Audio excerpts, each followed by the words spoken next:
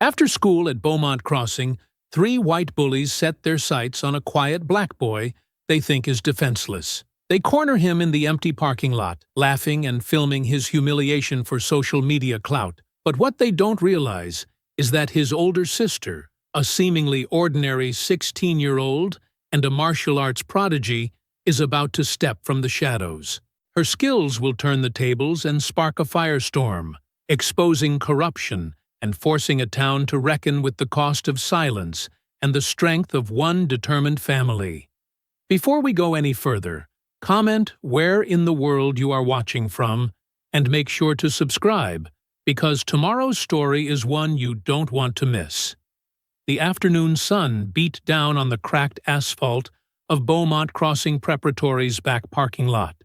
Caleb Hollis adjusted his blue hoodie, trying to make himself smaller as he hurried between the rows of gleaming SUVs and luxury sedans.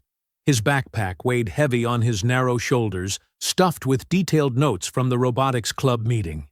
This shortcut usually helped him avoid trouble. Fewer eyes, fewer chances for confrontation. But today, the empty lot felt like a trap waiting to spring. "Well, look who it is!" A loud voice bounced off the parked cars.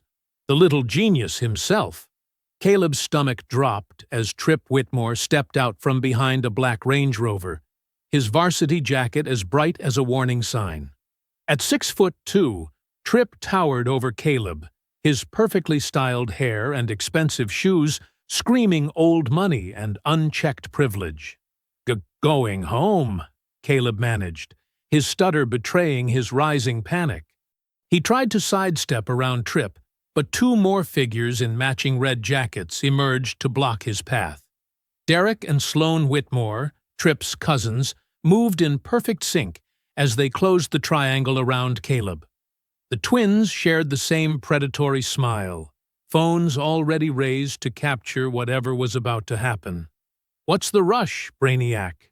Derek's phone tracked Caleb's every nervous movement. "We just want to chat about that A+ you got in advanced physics." "Yeah," Sloan chimed in, circling closer. "Must be nice being teacher's pet, making the rest of us look bad." Caleb clutched his backpack straps tighter. "Don't want any TT trouble." "Trouble?" Trip's laugh was sharp and cold. "We're just having a friendly conversation. Right, boys?" The twins nodded, their matching grins growing wider. Sloan's phone light blinked red. Recording. "Look," Trip gestured to a puddle of spilled milk on the asphalt, probably from someone's dropped lunch. "Why don't you take a little break? Rest those genius knees for a minute?" Caleb shook his head, trying to keep his voice steady. "I need to get home." Trip's hand shot out, gripping Caleb's shoulder with bruising force.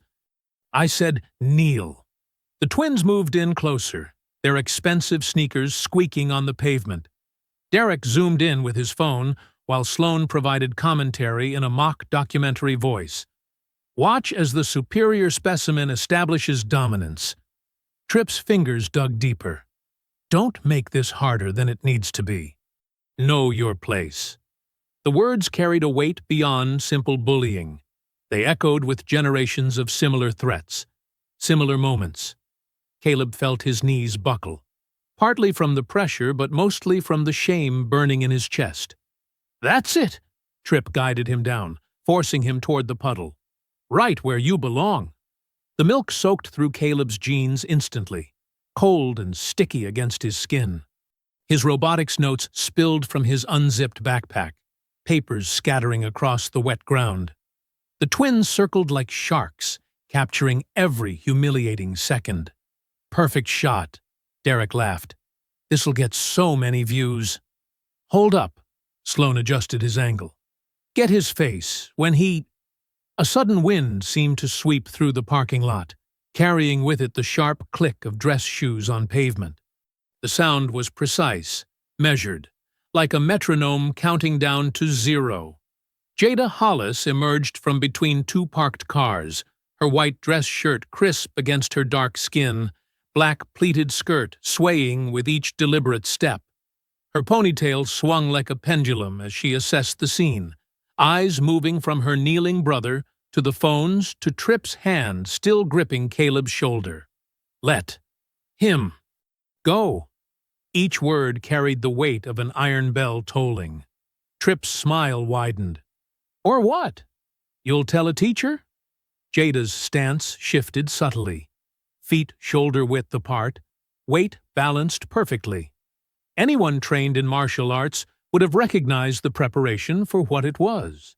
The Whitmore boys, however, only saw a girl half their size. Last chance, Jada's voice remained eerily calm. Step away from my brother. Make us, Derek challenged, still filming. What happened next seemed to defy physics. Jada moved like flowing water, each motion precise and inevitable. Her first strike knocked Derek's phone spinning skyward in a glittering arc. Before it reached its peak, she had already disabled Sloan with a lightning-fast joint lock that left him gasping. A girl named Luna, previously unnoticed behind a nearby car, caught Derek's phone out of the air. Without missing a beat, she turned it on the unfolding scene, capturing every second of what came next. Tripp released Caleb and lunged at Jada, but she redirected his momentum with textbook Northern Shaolin technique. Her movements were controlled, efficient. No wasted energy, no wild swings, just precise applications of force that left the bigger boy sprawled on the ground. Derek tried to grab her from behind, but Jada flowed around his attempt like smoke, using his own weight to send him tumbling into his brother.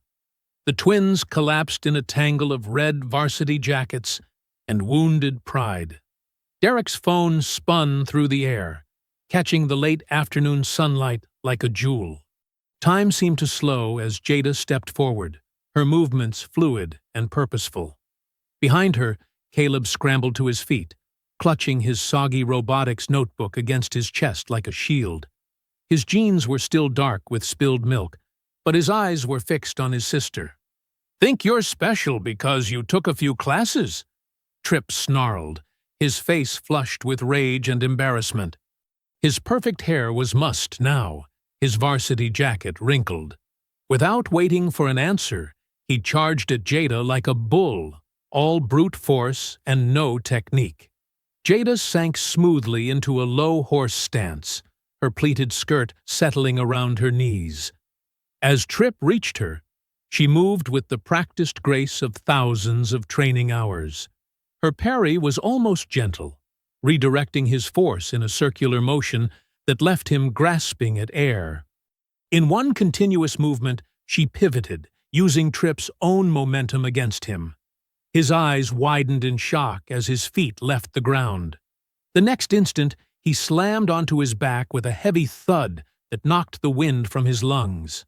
Derek, still staring at the space where his phone had been, spotted a discarded lacrosse stick near one of the parked cars. He snatched it up, gripping the aluminum shaft like a weapon.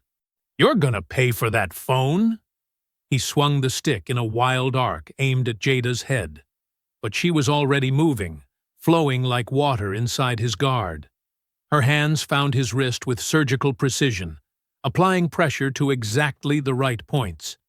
Derek's fingers sprang open involuntarily, releasing the stick before it could complete its arc. In the next breath, Jada executed a textbook armbar. Derek's elbow straightened against its natural bend as she guided him downward. She controlled his descent to the pavement, ensuring he landed without injury despite his attempt to hurt her. Sloan, watching his brother go down, let out a roar of frustration. He dropped his shoulder and charged, trying to tackle Jada around the waist. But she read his intention before he'd taken 2 steps. Shifting her weight, she sidestepped his rush with the grace of a matador. As Sloan stumbled past, Jada's foot swept his leading leg out from under him.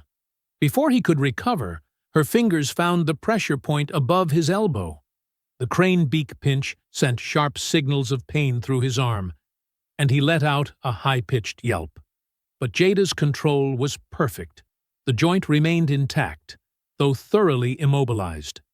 Tripp had managed to get his breath back. He pushed himself up, face contorted with fury. His designer shoes scrabbled against the asphalt as he launched himself at Jada again, throwing a wild haymaker that telegraphed his intentions from a mile away. Jada ducked smoothly under the punch. Her leopard fist strike to his solar plexus was precisely calibrated.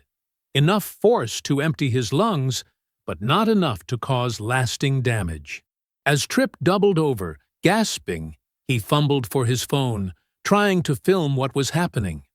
Jada's palm heel strike caught the device perfectly, spider-webbing its screen into useless fragments. Behind her, Derek had struggled to his feet one more time. He tried to creep up on her, but Jada's awareness extended in all directions. Without even turning her head, she dropped into a spinning back kick that caught him square in the thigh. His leg went numb instantly, and as he toppled, Jada's guiding hand ensured he slid harmlessly into his brother. The twins ended up tangled together, their pristine varsity jackets now streaked with dirt and gravel. Their matching expressions of shock would have been comical under other circumstances. Luna stood between two parked cars, Derek's phone steady in her hands as she captured every moment. "Oh my God!" she breathed, her amazement clear in her voice. Jada straightened up, her breathing as calm and measured as if she'd just finished a light workout. Her eyes swept the parking lot, checking for any other threats. Finding none, she moved to Caleb's side and placed a reassuring hand on his shoulder. In the sudden quiet, police sirens wailed in the distance, growing louder as they approached down Oakmont Street. Luna lowered the phone, her face serious. "They'll want this," she said softly, holding up the device that had captured everything. Jada nodded once, reaching down to retrieve her satchel from where she'd set it aside. "Stay behind me, Caleb," she said, her voice steady and certain. "This isn't over yet."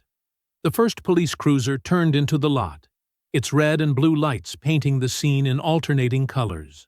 Sunlight glinted off the scattered fragments of Tripp's shattered phone screen and the puddle of spilled milk, silent witnesses to a confrontation where skill and discipline had prevailed over blind aggression. Later, in the warm familiarity of the Hollis living room, Jada carefully cleaned the scrapes on Caleb's knees, while Mama D hovered nearby, her hands twisting her apron with worry. Meanwhile, on Luna's social media feed, the video she'd titled "Sister Strikes Back" racked up thousands of views. Comments poured in, praising Jada's incredible restraint and precise technique. A notification pinged on both Jada and Caleb's phones. An email from school administration announcing a disciplinary hearing scheduled for first thing tomorrow. In his wood-paneled study, Chief Randall Whitmore sat rigid in his leather chair, jaw clenched as he watched the viral video for the 20th time. He'd muted the sound, but every movement still burned into his brain. His son, Tripp, thrown to the ground like a rag doll by some teenage girl. The timestamp in the corner showed over 50,000 views, and climbing. His fingers drummed against the polished mahogany desk, each tap matching his rising pulse. The desk phone sat within reach, its presence heavy with meaning. He knew what needed to be done, but the call would change everything. Family loyalty demanded action, yet this would pull his sister into the mess. Chief Whitmore picked up the receiver, punching in the private number few people had access to. It rang twice before Mayor Judith Whitmore's crisp voice answered. "Randall, it's late." "Judith, we have a situation." His voice was tight, controlled. "That video of Tripp, I've seen it." The mayor's tone carried the same steel as her brother's. 53,000 views and spreading fast. Before sunrise, we'll control the story. Chief Whitmore leaned forward, his reflection in the desk's surface showing the hard lines around his mouth. "But I need your help."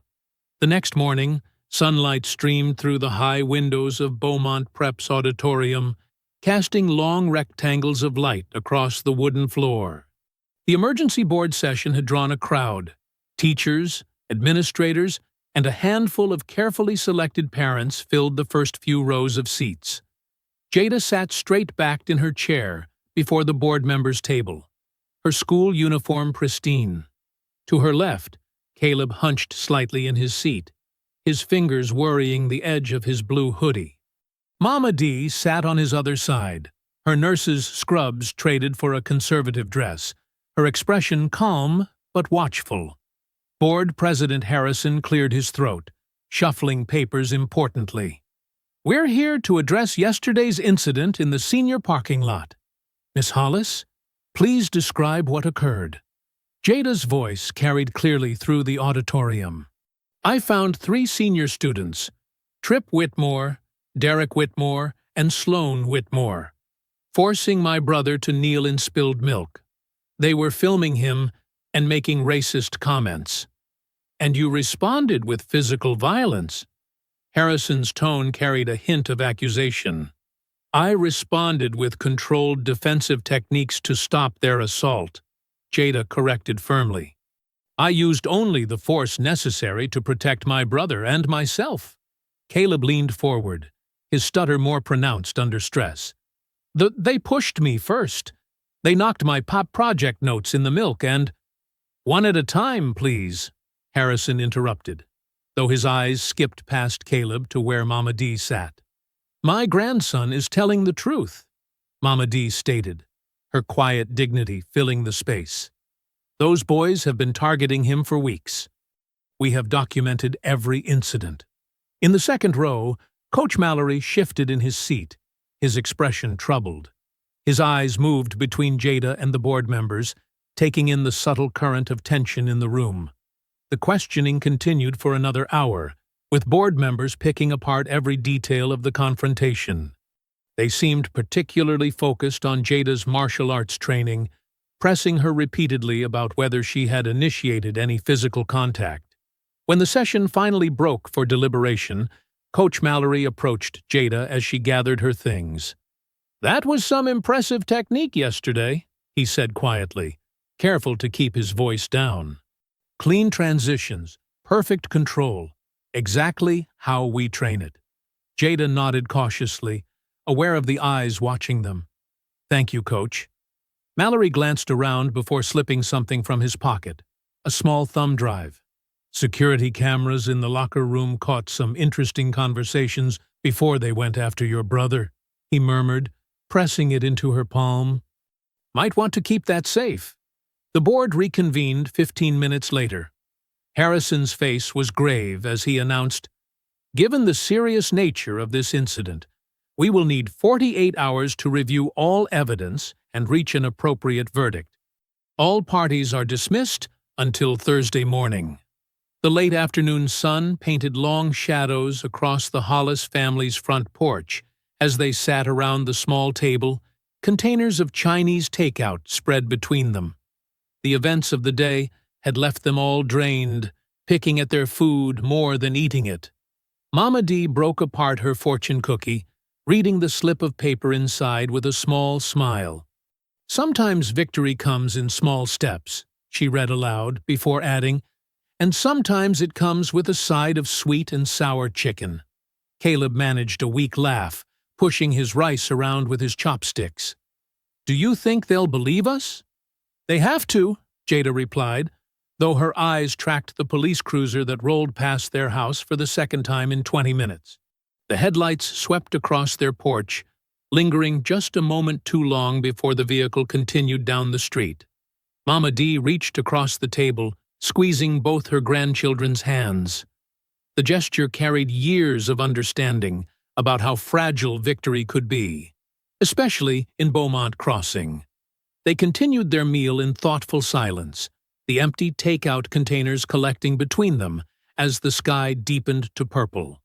The police cruiser passed once more, its presence a reminder that while they had won today's battle in the auditorium, the war was far from over.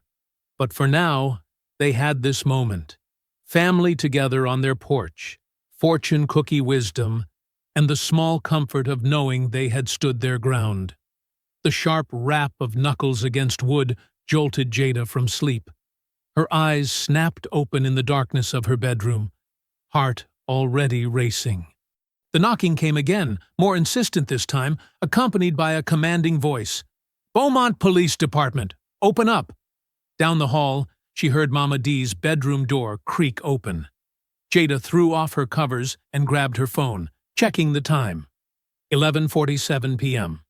Through her window, red and blue lights pulsed against the neighbor's white siding. "Coming!" Mama D called out, her voice steady despite the late hour. Jada hurried into the hallway just as Caleb emerged from his room, rubbing sleep from his eyes, his blue hoodie wrinkled from bed. "What's happening?" he whispered, his stutter more pronounced with fear. Before Jada could answer, heavy footsteps thundered up their front porch steps. The knocking became a pounding that seemed to shake the whole house. Mama D reached the front door in her flower-print robe, Jada and Caleb close behind her. The moment Mama D opened the door, 3 officers pushed their way inside, flashlight beams cutting through the dim living room. Behind them, the night air carried the sound of more police cars arriving. "Caleb Hollis?" The lead officer's hand rested on his holster as he fixed his gaze on the 13-year-old. "You're under arrest." "What?" Jada stepped forward, but another officer blocked her path. "On what charges?" "Assault with bodily fluids," the officer replied, already reaching for his handcuffs. "We have video evidence of him spitting on 3 students during yesterday's altercation." Mama D's voice cracked like a whip. "That's a lie. Those boys attacked him." "Ma'am, step back," the 3rd officer warned, creating space for his colleague to approach Caleb. "We have a warrant." Caleb's eyes went wide with panic. I never—" His stutter worsened as the officer grabbed his arm. "Don't touch him." Jada moved to intervene, but Mama D caught her arm. "Baby, don't," she whispered urgently. "They're looking for a reason." Through the open door, Jada spotted Chief Whitmore standing beside his department SUV, watching the scene unfold. Even in the darkness, she could see the satisfaction in his stance. The officers began reciting Caleb's rights as they led him toward the door. His small frame looked even younger in his rumpled sleep clothes, hands now cuffed behind his back. "We need to see this supposed video evidence," Mama D demanded, following them onto the porch. "You can't just take a child in the middle of the night." One of the officers produced a tablet, playing a grainy clip that showed yesterday's confrontation from a new angle. The footage had been clearly edited, choppy and dark, but appeared to show Caleb making a spitting motion toward the Whitmore boys before Jada arrived. "That's not what happened." Jada's fists clenched at her sides. "They edited that footage." "The video speaks for itself," the lead officer stated flatly. "You can contest the evidence at the hearing." They watched helplessly as the officers guided Caleb down the porch steps. He looked back once, eyes shining with tears in the police lights. "Jay?" His voice was small, frightened. "I'm coming with you," Mama D declared, already heading for her car. "He's a minor. You can't question him without a guardian present." The lead officer nodded curtly. "Follow us to the station." Jada started after them, but Mama D turned back. "Stay here, baby. Call Mrs. Price. We'll need a lawyer first thing in the morning." The convoy of police vehicles pulled away, leaving Jada alone on the porch. Across the street, curious neighbors peered through their curtains at the commotion. Chief Whitmore remained by his SUV for a moment longer, making eye contact with Jada before climbing in and driving away. Inside, Jada paced the living room, her phone pressed to her ear as she left an urgent message for Mrs. Price. Her mind raced through the events of yesterday: the original confrontation, the board hearing, Coach Mallory's thumb drive. The pieces were starting to form a pattern, one that made her stomach twist with anger. 20 minutes later, she stood outside the police station, staring through the glass doors at the harsh fluorescent lighting within. The night dispatcher barely glanced up as Jada entered, pointing her toward a hard plastic chair in the waiting area. Through a window in the door to the holding area, Jada caught glimpses of Caleb sitting alone in a juvenile holding cell.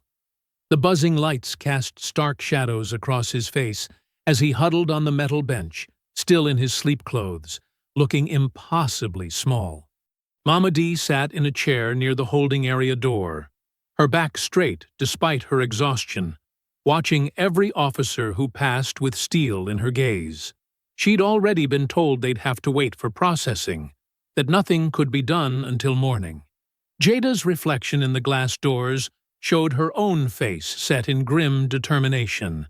Her hands, trained through countless hours of martial arts practice to strike with precision, now curled into tight fists at her sides. The doctored video playing on loop in her mind only fueled her resolve. The station's clock ticked past midnight, each second marking time until dawn, when they could begin dismantling this fabricated case. But for now, all they could do was wait. Caleb alone in his cell, Mama D standing guard, and Jada at the entrance. A silent sentinel promising justice with every breath. Mrs. Ruby Price's kitchen smelled of rich chicory coffee and fresh-baked biscuits. Morning sunlight streamed through lace curtains, casting delicate patterns on the worn wooden table where she sat with Jada, examining Coach Mallory's thumb drive on her ancient laptop. "Child, you haven't slept," Mrs. Price noted, sliding a steaming mug toward Jada. Her voice was gentle but carried the weight of someone who'd fought similar battles decades ago. "Can't sleep." Jada wrapped her hands around the warm ceramic, dark circles under her eyes.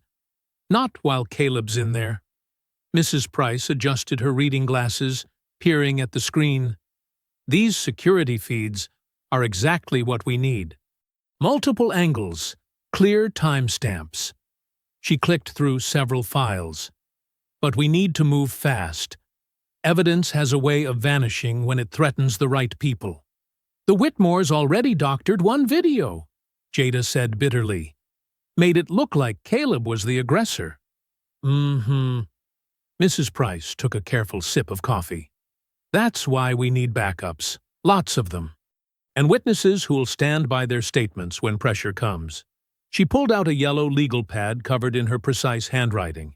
"First step, we secure these originals. I've got a friend at the ACLU who can authenticate the timestamps." Jada leaned forward. "What about the phone footage? Luna's viral video?"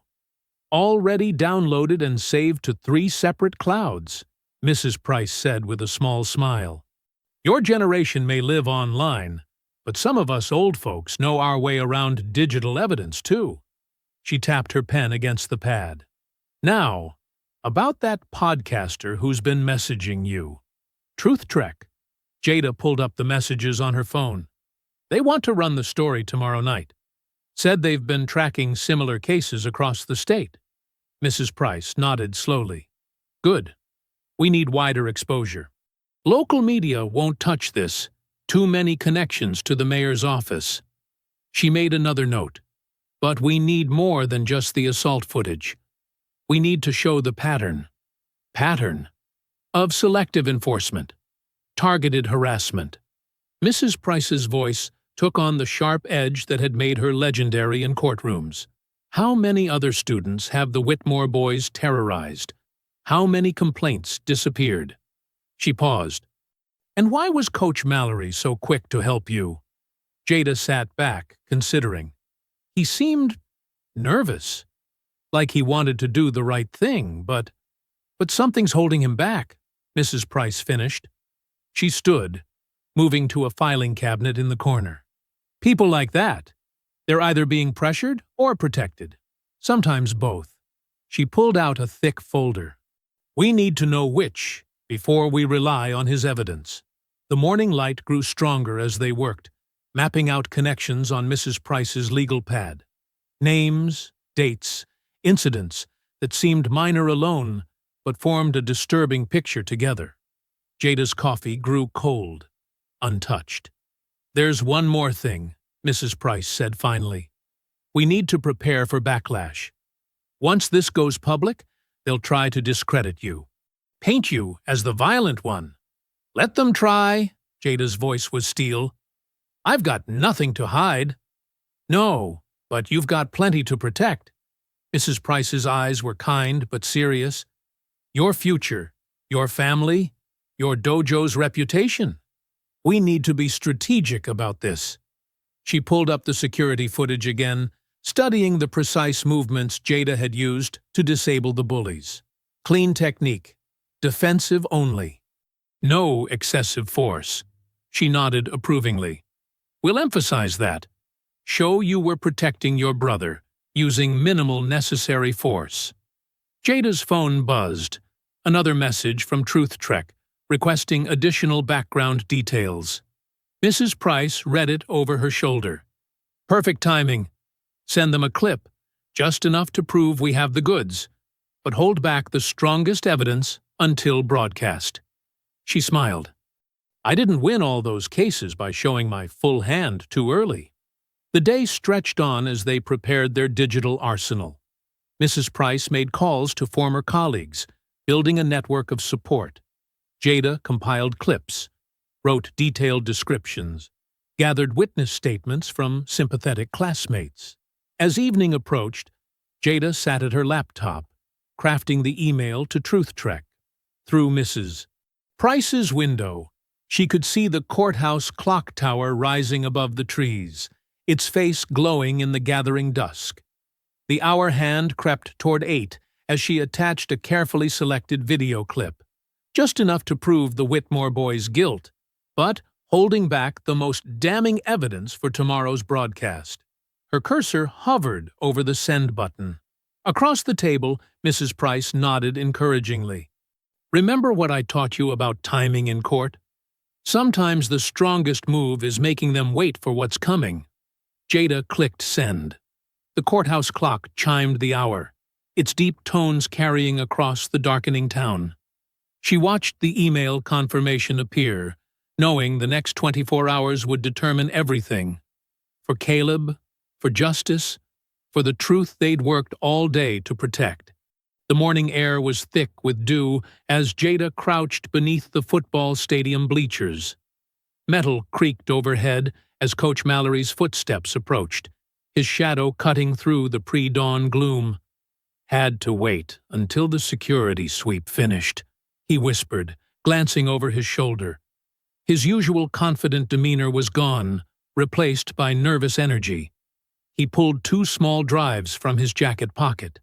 Someone's already removing files. Started late last night, whole chunks of footage, just vanishing. Jada's hands were steady as she took the drives, but her heart raced. How much is left? Enough.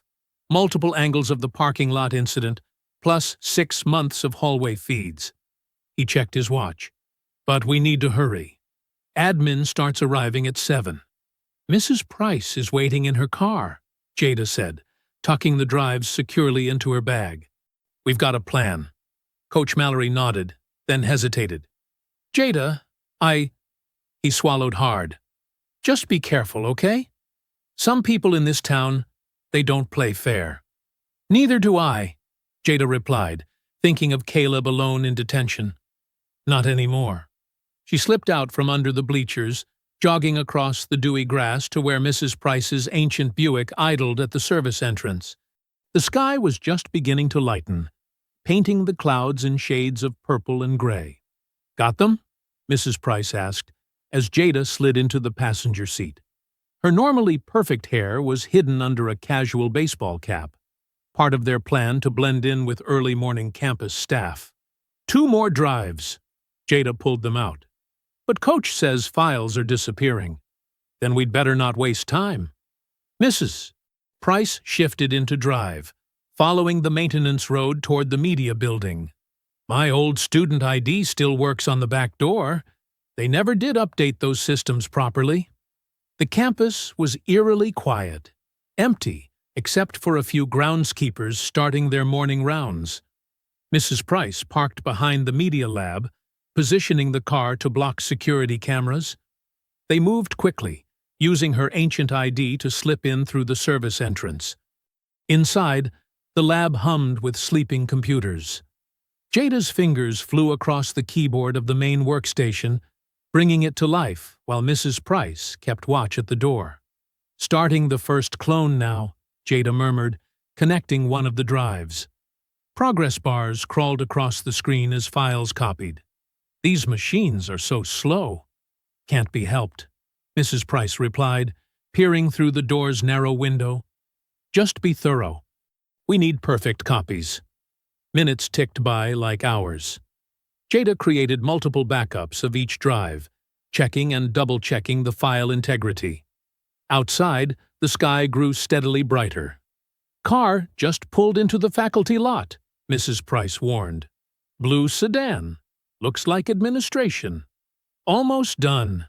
Jada's fingers never stopped moving, labeling each backup with precise timestamps. 2 minutes. She was disconnecting the final drive when voices echoed in the hallway. Mrs. Price motioned her to freeze as footsteps approached, then passed by. They waited another 30 seconds before Jada quickly shut down the computer, wiping any trace of their work. They slipped out the same way they'd entered, walking unhurriedly to the car like they belonged there. The morning sun was fully up now, casting long shadows across the campus. "Next stop, my office," Mrs. Price said as they drove away. "Need to catalog everything properly before the handoff." They spent the next several hours in Mrs. Price's home office, documenting every file, creating detailed indexes, and preparing certified copies. The work was tedious but crucial, building an unbreakable chain of evidence. "Remember what I taught you about presentation?" Mrs. Price asked as they worked. "Evidence is only as good as your ability to authenticate it," Jada finished, carefully labeling another folder. Everything documented, witnessed, and time-stamped. Around noon, they broke for a quick lunch, sandwiches eaten over case files and legal pads. Mrs. Price's dining room table had become a command center, covered in papers and laptops. "Time to move these somewhere safer," Mrs. Price said, gathering the most crucial files into her briefcase. "My old paralegal Marcus. He's got a secure storage system that would make the FBI jealous." They drove across town to a small law office tucked between a bakery and a bookstore. Marcus, gray-haired but sharp-eyed, met them at the door. "Ruby," he greeted Mrs. Price warmly. "Been a while since you brought me anything this interesting." Inside his office, Marcus examined their documentation with professional scrutiny, nodding approvingly at their thoroughness. He input security codes on a wall safe that looked new enough to belong in a bank. "Nobody accesses these without both my authorization and a court order," he assured them, securing the drives and documents. "And I mean nobody." As they walked back to the car, Jada's phone buzzed. A message from Truth Trek lit up the screen. Segment confirmed for 7 p.m. Title, "Hidden Hand in Beaumont Crossing." Sending final questions shortly. Mrs. Price read the message over Jada's shoulder and smiled. "Perfect timing. Now we've got backup copies safe. Let them try to bury the truth." The afternoon sun blazed through the courthouse windows as Jada sat rigid in the cramped hearing room. Her school uniform felt stiff and uncomfortable after hours of waiting. Beside her, Mama D clutched her worn leather purse, knuckles white with tension. Caleb stood before the judge in his detention jumpsuit, looking smaller than his 13 years. His shoulders hunched forward, as if trying to disappear. "Given the complexity of new evidence submitted to this court," Judge Martinez announced, adjusting her reading glasses, "I am postponing final judgment until Monday morning." "But, Your Honor!" Mrs. Price rose from her seat, voice steady but urgent. "My client is a minor being held without proper cause. The initial charge itself is questionable at best." The judge held up her hand. "I understand your concerns, Mrs. Price. However, the prosecution has submitted additional materials that require thorough review." She glanced at her watch. "Court is adjourned until 9 a.m. Monday." The bang of the gavel echoed through the room. Caleb's shoulders slumped further as a guard stepped forward to escort him back to detention. "Stay strong, baby," Mama D called out. "We're right here." Caleb managed a weak smile before disappearing through the side door. Jada was already on her feet, gathering her things. "Go," Mrs. Price whispered. "Get everything ready. I'll handle the paperwork here." Jada burst out of the courthouse into the late afternoon heat. Her feet pounded against the sidewalk as she ran the 12 blocks home, ignoring the curious stares from passers-by. Her lungs burned, but she didn't slow down. By the time she reached Mrs. Price's house, people were already gathering. Miss Johnson from the corner store, Mr. Washington, who ran the barber shop, the Robinson twins from church. They filed into Mrs. Price's den, carrying covered dishes and worried expressions. The old Zenith TV dominated one corner of the room, its rabbit ears wrapped in foil. Mama D arrived just as Jada was adjusting the antenna for better reception. "Brought my sweet potato pie," she announced, setting it on the coffee table. Stress always makes people hungry. More neighbors squeezed in. Someone turned on the ceiling fan, but it barely stirred the humid air. The clock on the wall ticked toward 7. 5 minutes, Jada said, checking her phone. The Truth Trek podcast logo filled the TV screen, followed by the show's familiar opening music. The host's face appeared, serious behind thick-rimmed glasses. Tonight, we examine a disturbing pattern of racial intimidation and institutional cover-ups in the small Texas town of Beaumont Crossing. The room fell silent, except for the soft whir of the fan. On screen, security footage played in crisp detail. Tripp and his cousins surrounding Caleb, their aggression clear, even without audio. Then came the phone videos, showing multiple angles of the confrontation. The following clips have been authenticated by forensic experts, the host explained. Timestamps appeared in the corner of each frame, creating an undeniable timeline of events. Mrs. Washington gasped as they watched Tripp force Caleb to his knees. Mr. Robinson muttered something under his breath. But when the unedited footage showed Tripp deliberately spilling milk before shoving Caleb down, the whole room erupted. "There it is," Miss Johnson pointed at the screen. "Clear as day." The segment continued, methodically dismantling the official narrative. Documents flashed across the screen. Past complaints against the Whitmore boys, buried incident reports, patterns of selective enforcement. Jada's phone started buzzing with notifications. Social media was exploding. Justice for Caleb started trending locally, then regionally. Video clips were being shared thousands of times. Halfway through the broadcast, Mrs. Price burst through the door, waving her phone. "They're releasing him! Judge Martinez issued an emergency order." The room erupted in cheers. Mama D dabbed at her eyes with a tissue. "Thank you, Jesus," she whispered. "I'll drive," Mr. Washington offered, already reaching for his keys. "We can pick him up right now." 30 minutes later, they pulled up to the juvenile detention center. Caleb stood outside with a social worker, still in his jumpsuit, but clutching his release papers. When he saw Mama D, he ran straight into her arms. "My baby," she hugged him tight, rocking slightly. "My brave, brave boy." Jada wrapped her arms around them both, feeling Caleb's shoulders shake with silent tears. Around them, their small group of supporters formed a protective circle. Across town, in her wood-paneled office, Mayor Whitmore was already in damage control mode. Her elegant desk was covered in phones, all lines blinking. A dozen of Beaumont Crossing's wealthiest citizens sat in leather chairs, their faces grim. "This changes nothing," she assured them, her voice sharp despite her perfect smile. "We simply need to adjust our strategy." But her perfectly manicured nails drummed against the desk, the only sign that her confidence might be cracking. Saturday morning dawned crisp and clear. Jada moved through her northern Shaolin forms in the community dojo's front room, bare feet silent on worn mats. Early sunlight streamed through the high windows, catching dust motes in golden beams.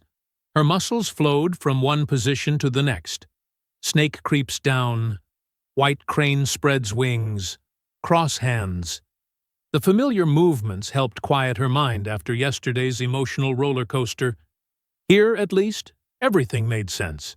Every action had a clear purpose and consequence. Master Chen watched from his usual spot by the tea station, nodding occasionally. At 72, he rarely demonstrated forms anymore, but his eyes missed nothing. "Your breathing is tense," he commented. "Center yourself." Jada adjusted her breath, letting it flow deeper into her belly. She was halfway through Golden Rooster stands on one leg when the dojo's front door burst open. Coach Mallory stumbled in, his usual confident stride replaced by jerky movements. His polo shirt was wrinkled, and dark circles shadowed his eyes. He looked like he hadn't slept. "Jada," he called out, voice hoarse. "I need to talk to you. Now." She held her stance for 3 more breaths, then bowed to Master Chen before stepping off the mat. Up close, Coach Mallory looked even worse.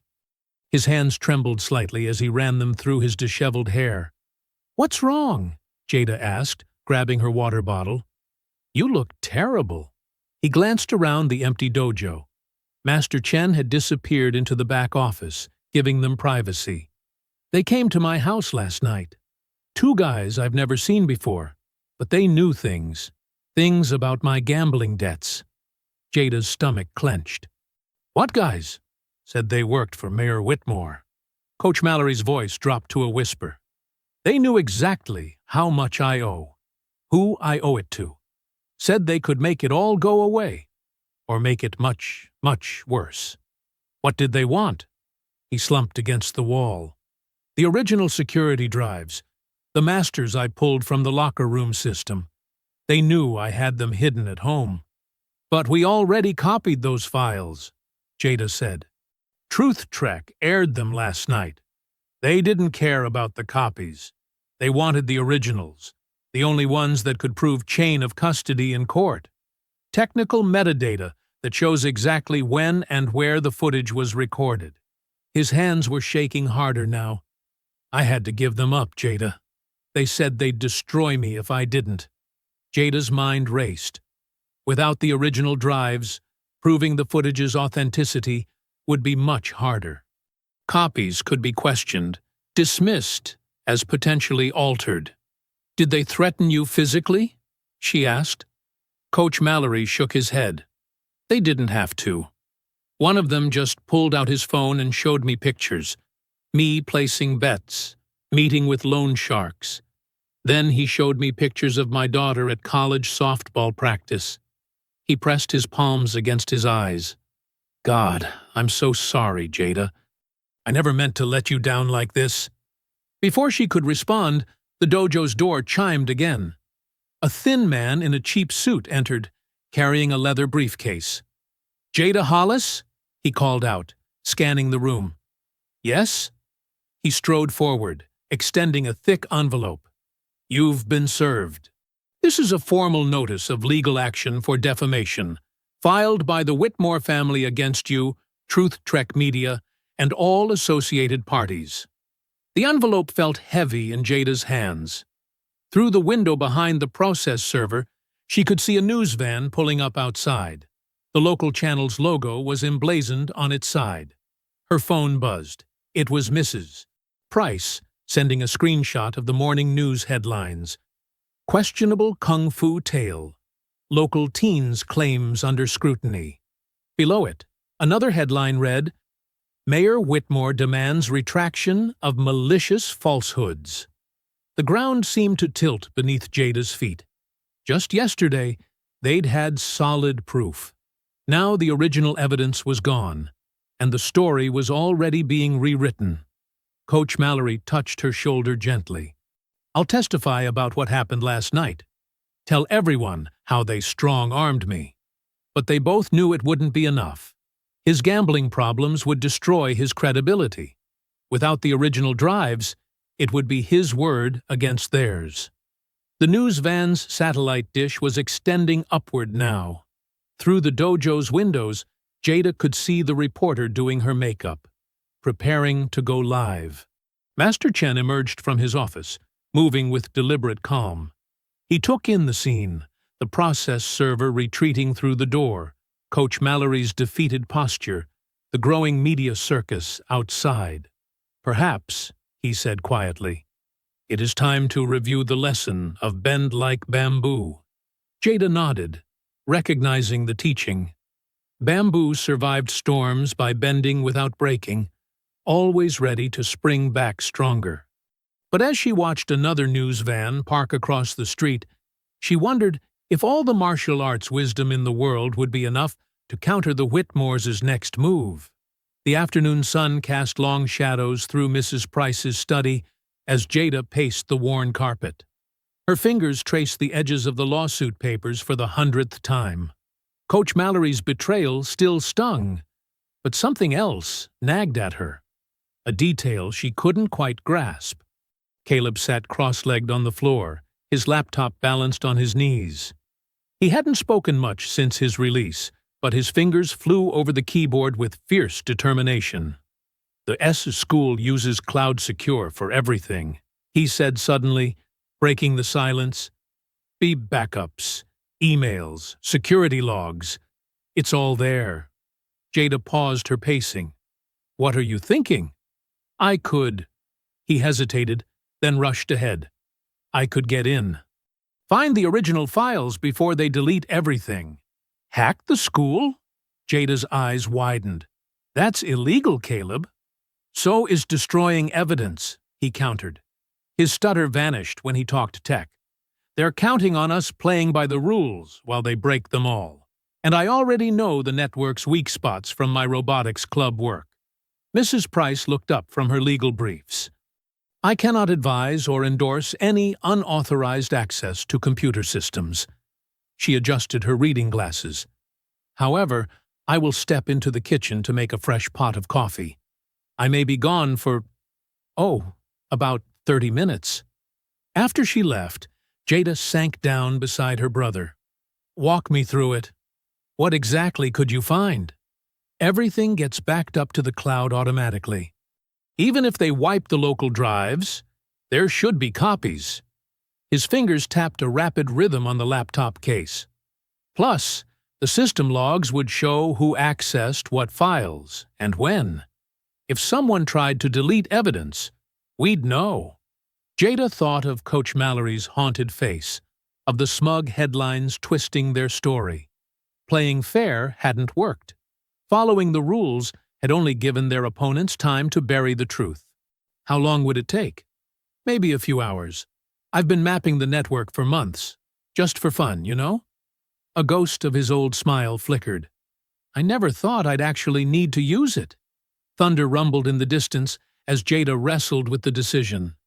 Breaking the law, even for the right reasons, went against everything she believed in. But watching Caleb's determined expression, she remembered him kneeling in that milk puddle, remembered the helpless fury as they led him away in handcuffs. "Do it," she said finally. "But be careful.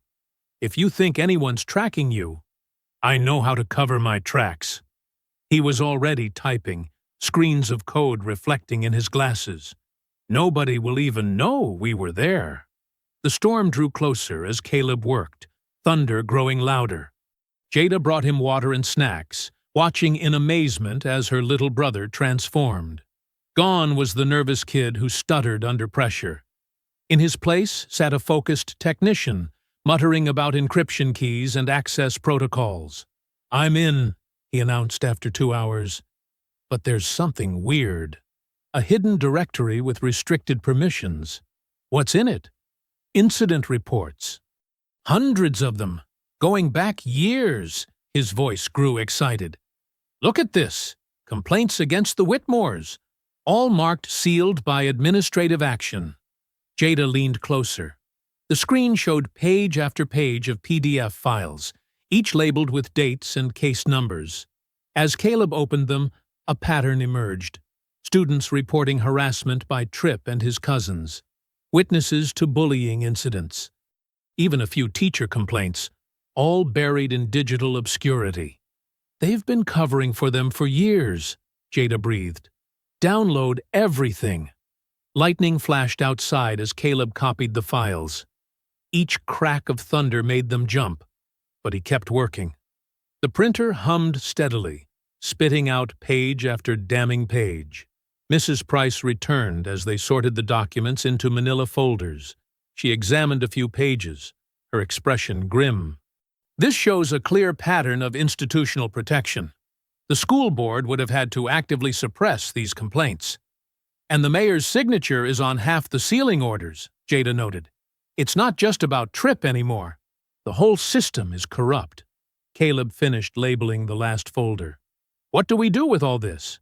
Thunder rattled the windows as Jada stacked the evidence into her backpack. Through the study's bay window, she could see the courthouse dome silhouetted against the stormy sky. Tomorrow, she said, everyone sees this. A brilliant fork of lightning illuminated the courthouse's classical facade, its pillars stark white against the dark clouds. For a moment, the building seemed to glow from within, as if truth itself was trying to break free.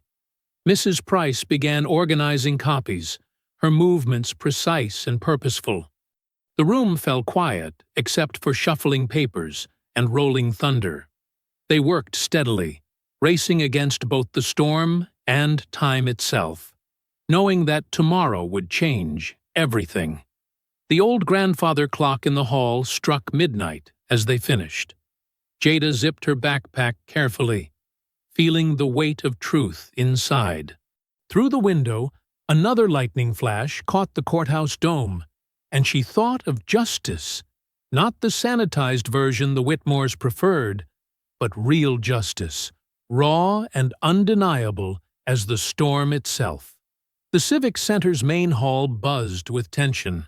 Every folding chair was filled, and people lined the walls 3 deep, fanning themselves against the stuffy heat.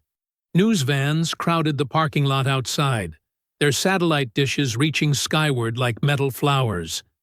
Jada stood at the back, her backpack heavy with evidence. Mrs. Price squeezed her arm gently. "Remember," she whispered, "stay calm no matter what.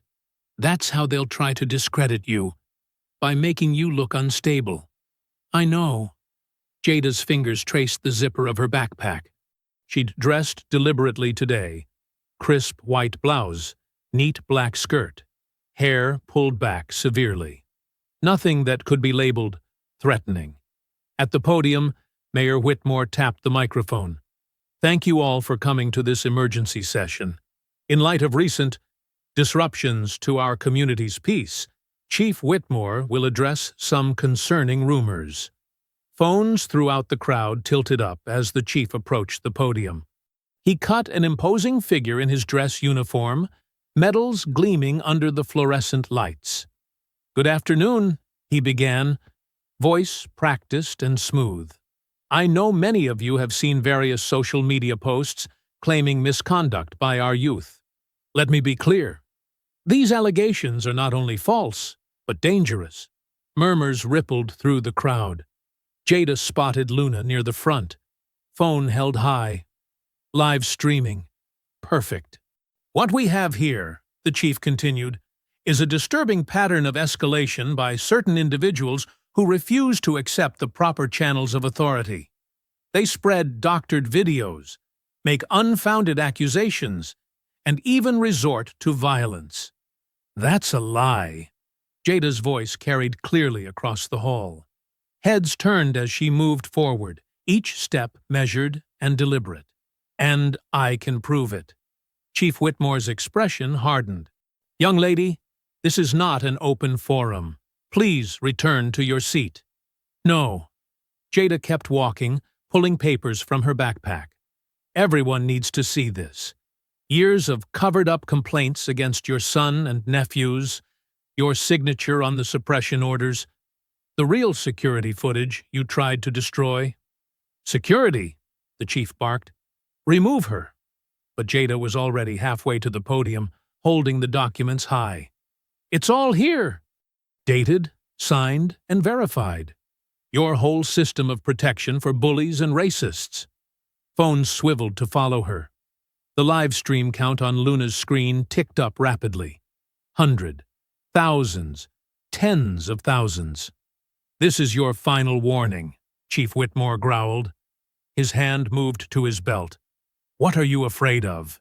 Jada demanded. "The truth, that everyone will finally see." The chief's hand slammed a red button on the podium. Instantly, piercing alarms filled the air. Emergency strobes cast wild shadows as people jumped up in confusion. "Active threat protocol!" Whitmore shouted over the noise. "Clear the building!" Before Jada could react, 2 officers tackled her from behind. Her papers scattered across the floor as they drove her to the ground. She didn't resist. She'd expected this. Instead, she turned her face toward Luna's camera and spoke clearly. "Check the school's cloud-secure archives. It's all there. They can't hide it any—" A hand roughly turned her head as cold metal clicked around her wrists.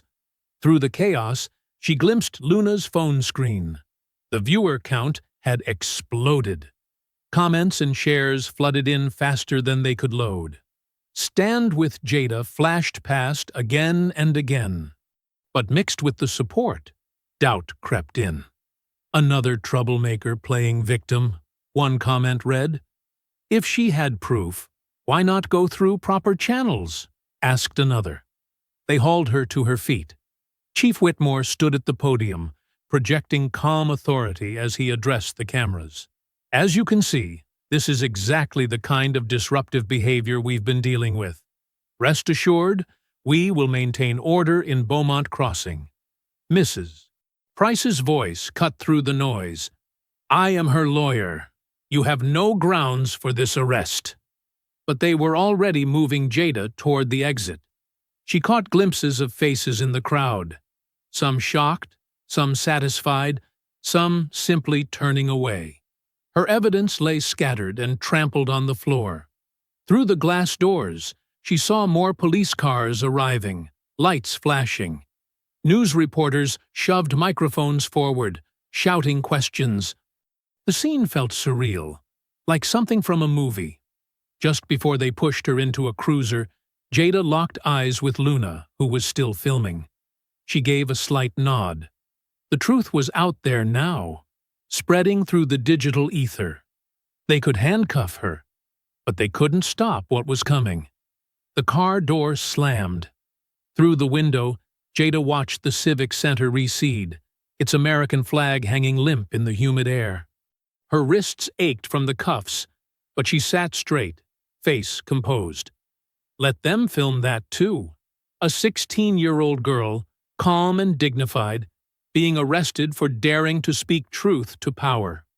On phones and screens across the world, her story was already taking flight, sparking debates and divisions. Some called her a hero, others a troublemaker. Stand with Jada trended higher by the minute, even as skeptics picked apart her claims. But Jada knew this was just one move in a longer game. The truth was, like water, it would find its way out, no matter how many dams they built to contain it. The holding cell's fluorescent lights buzzed like angry wasps, flickering every few minutes to cast strange shadows on the bare concrete walls. Jada sat on the thin plastic mattress, her back pressed against the cold cinder blocks, trying to keep her breathing steady like she did before tournaments. But this wasn't a competition. This was real, and she was alone. Her white blouse, carefully pressed this morning, was now wrinkled and dirty from being tackled to the ground. One sleeve was torn at the cuff. She'd been allowed to remove her hair tie during processing, and now her braids hung loose around her face, providing a small curtain of privacy from the camera mounted in the corner. Breathe in for 4 counts, hold for 4, release for 4. She whispered to herself, repeating the calming technique her kung fu master had taught her. But her mind kept replaying the town hall scene. her evidence scattered across the floor, phones recording her arrest, Chief Whitmore's satisfied smirk as they dragged her away. The cell was small, maybe 8 by 10 feet, with a steel toilet in one corner and a small metal sink. Every sound echoed: the drip of the leaky faucet, the squeak of rubber soles on concrete as guards passed by, the distant slam of heavy doors. A wave of despair threatened to overwhelm her. What if she'd miscalculated? What if going public had only made things worse? Caleb was safe for now, but what about tomorrow? And their father, still serving time on trumped-up charges. Had she just proved everyone right about their troublemaker family? The lights flickered again, longer this time, plunging the cell into darkness for several heartbeats before sputtering back to life. Jada pulled her knees to her chest, making herself small like she used to do during thunderstorms as a child. But she wasn't a child anymore. She was 16, and she'd chosen this fight. "Stay strong. Stay focused," she muttered. But her voice cracked on the words. The sound of boots approaching made her straighten up. A guard appeared, Officer Martinez, the only one who'd shown her any kindness during processing. She held a folded piece of paper. "Message for you," Martinez said quietly, passing the note through the food slot. "Your lawyer's coming at 3. Jada's fingers trembled slightly as she unfolded the paper. Mrs. Price's elegant handwriting filled the small square. "Hold fast. Help is coming. Remember Fannie Lou Hamer? We've been in darker cells than this." Fresh tears pricked at Jada's eyes, but these were different from the ones she'd been fighting back all night. Mrs. Price hadn't abandoned her. She wasn't alone. The next hours crawled by like molasses. Jada forced herself to move, going through simple qi-gong exercises to keep her blood flowing and her mind clear. Horse stance, bow stance, cat stance, holding each position until her muscles burned, then flowing into the next. The familiar movements helped center her, even in this unfamiliar space. She thought about all the civil rights activists who'd sat in cells like this one, not just the famous names from textbooks, but the countless others whose stories were never recorded. How many had felt this same mix of fear and determination? How many had wondered if their sacrifice would matter? At 2:45 a.m., the lights flickered again. Jada stopped her exercises, using her sleeve to wipe the sweat from her forehead. Her body ached from the concrete floor and the earlier rough handling, but she refused to let it show in her posture. Officer Martinez returned at 2:55 a.m. "Your lawyer's here. Come on." The handcuffs felt colder this time as they clicked around her wrists. Jada kept her head high as Martinez led her through empty corridors to the attorney meeting room. The fluorescent lights were just as harsh here, but they didn't flicker. Mrs. Price sat at the metal table, her silver hair gleaming, back straight despite the late hour. She wore her court suit, navy blue with a crisp white collar, and her reading glasses hung from a chain around her neck. The sight of her familiar, dignified presence made Jada's throat tight. "Those handcuffs aren't necessary, officer," Mrs. Price said firmly. "My client is a 16-year-old honor student, not a dangerous criminal." To Jada's surprise, Martinez nodded and removed the cuffs without argument. "I'll be outside," she said, closing the door behind her. "Sit down, child," Mrs. Price said softly. "You look exhausted." Jada sank into the metal chair, rubbing her wrists. "I'm okay. I'm not sure if I did the right thing anymore. Maybe I should have waited, found another way." "No." Mrs. Price's voice was gentle but firm. "You did exactly what needed to be done. And now I have something to show you." She opened her briefcase and removed a thick manila envelope, yellowed with age. "This is why I needed to wait until tonight, when certain eyes weren't watching." The first hints of dawn were beginning to show through the barred window, painting the room's east wall in shades of pale gold. Mrs. Price carefully extracted a document from the envelope, its pages brittle with time. "This," she said, "is a federal injunction from 1971, never rescinded. Proves systemic abuse of power and civil rights violations, and Beaumont Crossing falls under direct federal receivership." The door to the attorney meeting room swung open without warning. Mayor Judith Whitmore strode in, her heels clicking sharply against the concrete floor. Despite the early hour, she looked immaculate in a cream-colored suit, her silver-streaked hair perfectly styled. "Good morning, ladies," the mayor said, her smile practiced and cool. "I hope I'm not interrupting." Mrs. Price's expression hardened. "This is a privileged attorney-client meeting." "Oh, I've cleared it with the duty judge." Mayor Whitmore pulled out the third chair and sat down, smoothing her skirt. "I'm here to offer an olive branch." Jada stayed silent, studying the woman who'd helped orchestrate her family's harassment. Up close, she could see the careful makeup covering dark circles under the mayor's eyes. Someone else had been having a long night, too. "Beaumont Crossing is hurting," Mayor Whitmore continued. "Social media wars, protests brewing, neighbors divided. We need healing. Unity." She leaned forward, focusing on Jada. "That's where you come in." "My client isn't interested in being your propaganda piece," Mrs. Price said firmly. "Hear me out." The mayor's smile never wavered. "Next Saturday is our annual Founders' Day Festival. The centerpiece this year will be a martial arts exhibition featuring local talent. Imagine it. You performing your forms before the whole town, showing everyone that skill and discipline transcend all boundaries." Jada's jaw tightened. "You want me to put on a show? After everything your family's done?" "I want to give you a platform," Mayor Whitmore corrected. "And in exchange, you walk out of here today. All charges dropped. Caleb's record completely expunged." Mrs. Price started to object, but Jada touched her arm. "What exactly would this exhibition involve?" "A 15-minute demonstration of your choosing. Northern Shaolin forms, as I understand it." The mayor's eyes gleamed. "Show our community what real martial arts look like, not the edited clips floating around online. We'll have proper lighting, professional cameras, live streaming. And afterward?" Jada asked quietly. "Afterward, we all move forward. No more dwelling on unfortunate incidents or misunderstandings." Mayor Whitmore stood, brushing invisible lint from her sleeve. "Think about it. But don't think too long. The festival's in 6 days." She walked to the door, then paused. "Oh, and naturally, this conversation never happened. Official channels only from here on out." With another practiced smile, she was gone. Mrs. Price waited until the clicking heels faded before speaking.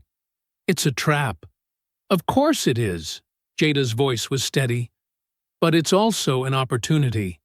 Child, they're trying to control the narrative. Put you on display like some circus act to prove there's no real problem here." "I know." Jada straightened in her chair. "But they're giving us exactly what we need. A spotlight." Mrs. Price studied her face for a long moment. "You're planning something." "Maybe." Jada allowed herself a small smile. "But first, I need to get out of here. Can the fluorescent lights in Mrs. Price's office hummed as Jada, Caleb, and the attorney gathered around the oak conference table. Stacks of legal documents and technical diagrams covered every inch of the surface. A wall clock ticked steadily, marking time until Saturday's showdown. "Let's go through this one more time," Mrs. Price said, adjusting her reading glasses. "Every role needs to be crystal clear." Caleb pulled out his laptop, fingers flying across the keyboard. "I've mapped the festival grounds Wi-Fi networks. 3 access points we can use for backup streams if the main connection gets cut." He reached into his backpack and produced a pair of ordinary-looking glasses. "These look normal, but they've got a micro camera built into the bridge." He handed them to Jada. Try them on. Jada slipped the glasses onto her face. They felt slightly heavier than regular frames, but not enough to be noticeable. How's the fit? Perfect. Caleb tapped a few keys. The camera's streaming now. Look around the room. On his screen, a crystal-clear video feed showed Mrs. Price's office from Jada's perspective. Every document, every face, every detail captured in high definition. The feed goes straight to an encrypted cloud server, Caleb explained. Even if they grab the glasses, they can't stop the upload. And I've got 3 backup locations copying everything in real time. Mrs. Price nodded approvingly. What about audio? Built-in microphone near the earpiece. Range is about 20 feet for clear voice pickup. A soft knock interrupted them. Coach Mallory slipped inside, still in his coaching gear, looking haunted. Dark circles ringed his eyes, and his usual confident posture was gone. I had to come, he said quietly. What I did, helping them cover this up. I can't live with it. Mrs. Price gestured to an empty chair. Sit down, Samuel. You're doing the right thing now. The coach sank into the chair. They've got me by the throat with these gambling debts, but seeing what they did to these kids. He looked at Jada and Caleb. I'm ready to tell everything. Caleb produced another device from his bag, a slim wire with a flesh-colored adhesive patch. This will record everything during the festival. The battery lasts 12 hours. Coach Mallory took the wire with trembling hands. Where do I wear it? Under your shirt collar, Caleb demonstrated. The adhesive patch goes on your chest. Just remember not to shower with it on Saturday morning. The coach nodded. What exactly do you need me to record? Everything, Mrs. Price said firmly. Every conversation, every instruction from the mayor or the chief. But most importantly, stay close to Tripp and his cousins before Jada's demonstration. We need to catch whatever they're planning. A quiet knock pattern, 3 short, 2 long, signaled the arrival of State Trooper Martinez and her partner. They entered silently, closing the door behind them. The warrants are signed and sealed, Martinez reported, patting her jacket pocket. Judge Henderson was very interested in the evidence packet we showed him. Her partner added, We'll have plainclothes officers scattered through the crowd. First sign of trouble? We move. Jada stood, stretching muscles tight from sitting. I need to practice. The demonstration has to look perfect, or they'll know something's wrong. Go, Mrs. Price waved her toward the door. But be careful at the dojo. They're probably watching. Dawn found Jada in the community center's back lot, working with a heavy sandbag. Sweat darkened her t-shirt as she practiced chi-na holds, martial arts techniques designed to control without injury. Each movement had to be precise, each lock perfectly placed. The sandbag swung. Jada caught it, redirecting its momentum into a joint lock that would immobilize but not harm. Again and again she drilled, until every motion was muscle memory. Across town, festival workers raised banners and assembled stages. Sound technicians tested speakers while vendors set up booths. Mayor Whitmore stood at the main platform, rehearsing her speech about unity and progress. Together, we prove that Beaumont Crossing stands united, she practiced, unaware of the sealed warrants waiting to be served. In Mrs. Price's office, Caleb ran final checks on all the streaming connections. Coach Mallory tested his wire, voice shaking as he recorded a detailed confession about the mayor's role in the cover-up. State troopers memorized positions and signals. The afternoon sun began its slow arc toward the horizon. Jada stood in front of her mirror at home, making sure every detail was perfect. Her white dress shirt, freshly pressed. Black pleated skirt, knife-edge creases sharp. Hair pulled back in a tight, neat ponytail. The camera glasses settled perfectly on her nose. She touched the small scar on her knee from childhood kung fu training. Years of discipline, thousands of hours of practice had prepared her for this moment. Not just the physical techniques, but the mental focus, the ability to stay calm in chaos. The festival grounds hummed with anticipation as hundreds gathered around the main stage. Colored banners fluttered in the late afternoon breeze, and the scent of carnival food drifted through the air. Mayor Whitmore stood at the podium, her practiced smile gleaming under the bright lights. And now, demonstrating the spirit of unity that makes our town special, please welcome Jada Hollis, performing traditional Northern Shaolin Kung Fu. Jada stepped onto the stage, her white shirt crisp against the black mat. The camera glasses sat perfectly on her nose, their hidden lens capturing everything. She took her opening stance, feet planted firmly, hands positioned with practiced precision. The first movements flowed like water. Palm strikes cut through the air with controlled power. Her kicks traced elegant arcs, each landing silent and sure. The crowd leaned forward, phones raised high to record what looked like a flawless performance. Mrs. Price watched from the front row, her hand resting near her phone. Behind her, plainclothes state troopers blended with the audience.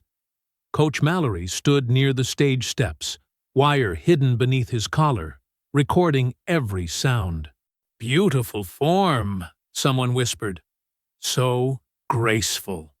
Jada transitioned into a more complex sequence, her ponytail swinging as she spun. Each technique was deliberately chosen, moves that could easily adapt from demonstration to defense. She'd practiced this routine for hours, knowing it might become something else entirely. The MC's voice cut through the music. And now, joining our talented performer, 3 special guests to demonstrate the power of teamwork. Please welcome Trip, Derek, and Sloan Whitmore. The 3 boys bounded onto the stage in their signature red varsity jackets. They carried what looked like standard martial arts props, wooden poles and practice weapons. But Jada's trained eye caught the metallic glint of collapsible batons hidden among them. Caleb, monitoring the live stream from his hidden position, zoomed the camera feed on their hands. The footage clearly showed the illegal weapons. The twins spread out to her sides while Trip moved to face her. Their practiced smirks couldn't hide the tension in their shoulders, the predatory shift in their stance. The audience, still expecting a choreographed routine, didn't notice how the boys had boxed Jada in. She continued her form, every sense alert. The festival lights caught the sweat beginning to bead on Trip's forehead. Derek's fingers twitched near his hidden baton.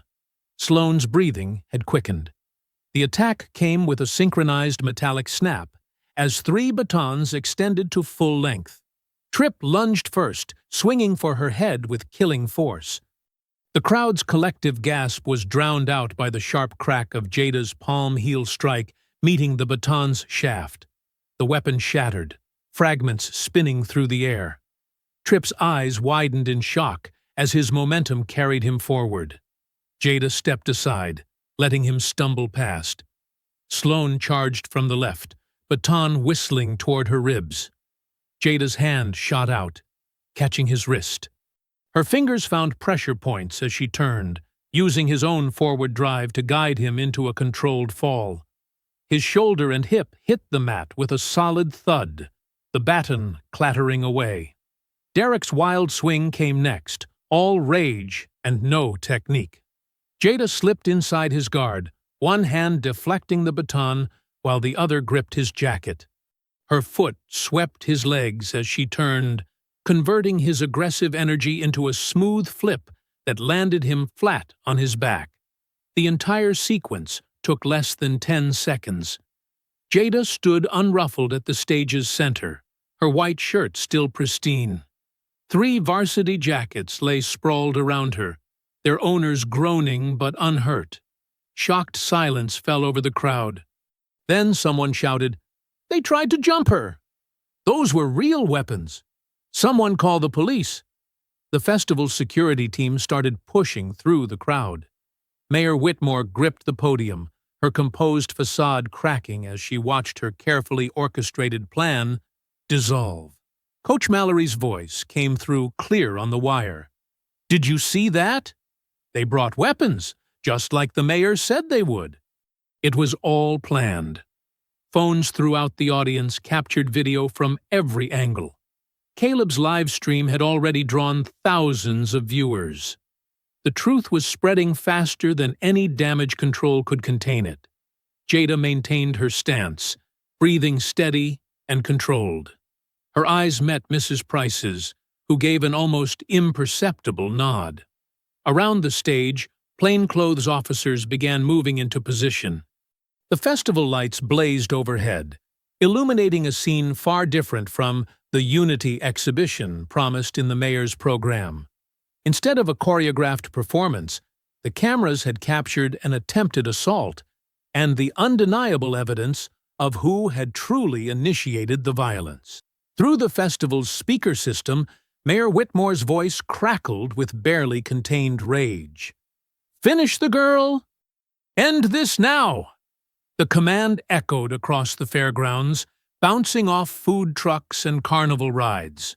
On the massive screens flanking the stage, Caleb's livestream instantly replayed the mayor's words. The crowd's shocked murmurs grew into outraged shouts as they realized the full scope of the setup. "Did you all hear that?" Coach Mallory's voice boomed through the speakers, his wire picking up every word crystal clear. "The mayor just ordered an attack on a student. This whole thing was a trap." State troopers emerged from the crowd like shadows taking form. Their badges caught the festival lights as they converged on the stage from all directions. Mayor Whitmore's face drained of color as two officers approached the podium, handcuffs glinting. "Judith Whitmore, you're under arrest for conspiracy to commit assault, abuse of office, and civil rights violations," the lead trooper announced, his voice carrying across the now silent grounds. Across the fairgrounds, more officers moved toward Chief Whitmore, who had been watching from near the cotton candy stand. His hand twitched toward his service weapon, but he thought better of it as three troopers surrounded him.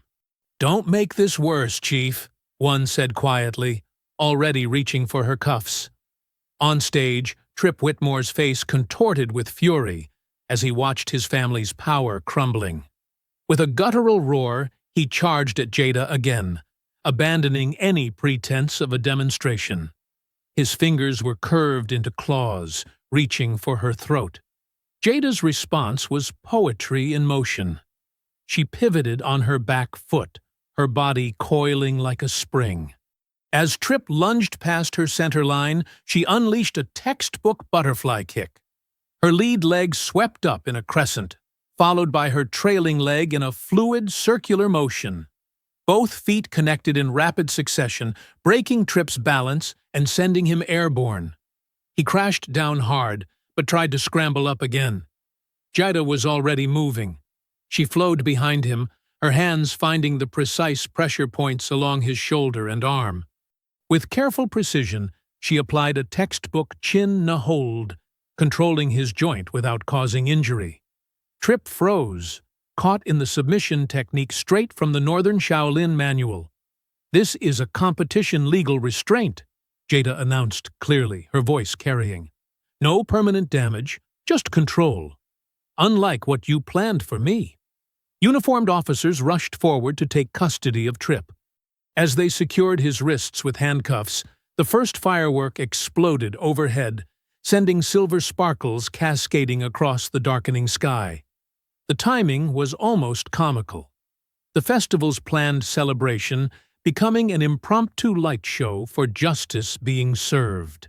More fireworks burst above them, red, gold, and blue starbursts that illuminated the scene below. The crowd's cheers swelled with each explosion, drowning out even the thunderous pyrotechnics. Parents lifted children onto their shoulders for a better view. Phones recorded everything, live streams carrying the moment across social media.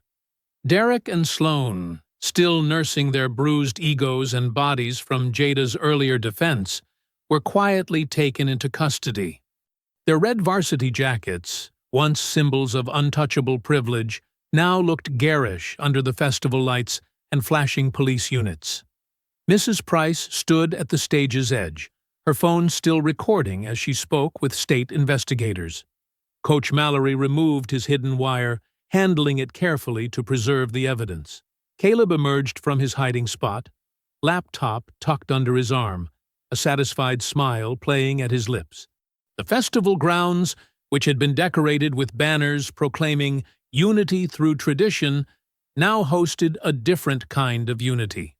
Black and white residents stood shoulder to shoulder, their cheers mixing together as they watched decades of corruption finally face consequences. Near the lemonade stand, Mama D dabbed at her eyes with a handkerchief. "Lord, if your father could see this," she whispered, pulling both grandchildren close when they reached her. "He will," Jada said firmly. "We'll show him the video when we visit next week. And soon, we'll have the evidence to get his case reopened too." The fireworks continued overhead, but few were watching them now. All eyes were on the procession of police vehicles leaving the festival grounds. The mayor's carefully maintained composure had cracked completely as she was guided into a state police car. Chief Whitmore stared straight ahead as another cruiser carried him away. The Whitmore twins huddled in the back of a third vehicle, their varsity jackets stark against the black interior. Tripp was the last to be led out, his swagger replaced by shocked disbelief. As he passed Jada, she met his eyes calmly. "A real warrior knows that true strength comes from protecting others," she said clearly, "not from hurting them." He looked away first. The crowd began to disperse, but not before many stopped to shake Jada's hand or pat Caleb's shoulder.